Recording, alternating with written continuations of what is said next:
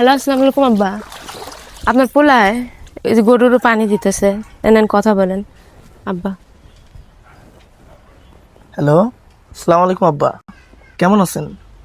কি মেডিকেলে? মেডিকেলে কে? আমার কি হয়েছে? অপারেশন করতে হবে। আপনি কোনো চিন্তা করবেন না, যত টাকা পয়সা লাগে যা লাগে সব আমি দেখতেছি। আপনি আমার চিকিৎসা করেন, আপনি কোনো চিন্তা করেন না আব্বা। আমরা আছি তো, আমরা তো মরি নাই, এখনো পয়সা আছি। আমরা সব দেখতেছি বাবা। আপনি দেখেন, যেমনি চিকিৎসা করা দরকার ঠিক সেভাবেই করেন। টাকা পয়সা নিয়ে একদম টেনশন করবেন না। আমি যেমনি হোক, যেইখান থেকেই হোক, টাকা পয়সা ম্যানেজ করে আজকের মধ্যেই পাঠিয়ে দিবনি আব্বা। আচ্ছা, আল্লাহ হাফেজ। আব্বা কি কইলো? আমারে নিয়ে নাকি মেডিকেলে গেছে। আর আমার কি হয়েছে? স্বপ্না, আমার পেটে নাকি পাথর হয়েছে, আর ইমার্জেন্সি আমার অপারেশন করতে হবে।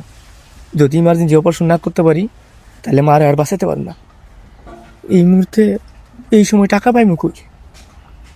আমাকে খাইতে অনেকই কষ্ট হইতেছে, চলাফেরা কষ্ট হইতেছে।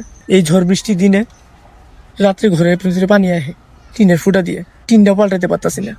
এই মুহূর্তে মারে টাকা কিভাবে দিই? কিছু একটা করার লাগবে, যেমনি হোক আমার টাকা ম্যানেজ করতেই হবে। দেখেন, আপনার একটা কথা কই, কিছু মনে করেন না। কিছুদিন আগে আব্বা যে গরুটা দিছে এটা বিক্রি করে দেন। বিক্রি করে যে টাকা হয় আমার চিকিৎসার জন্য দিয়ে দেন। না, এটা সম্ভব না। আমি গরু বিক্রি করতে পারবো না। তোমার আব্বাই আমাকে গরুটা দিছিল, এই গরুটা যদি বিক্রি করে দিই তার সামনে আমি কোন মুখ নিয়ে দাঁড়াইনি? আমার পক্ষে এটা সম্ভব না। আপনি চিন্তা করেন না, আমি আব্বারে বুঝাই কমুনে। আগে গরুটা বিক্রি করে আমার চিকিৎসাটা করেন। আচ্ছা, তুমি যখন এত করে কইতাছো তাহলে গরুটা আজকে নিয়ে যাবে হাটে। আজকে তো হাটের দিন, গরুটা আজকে নিয়ে যাই, বেচা যে কয় টাকা হয় বাড়িতে পাঠিয়ে দিই।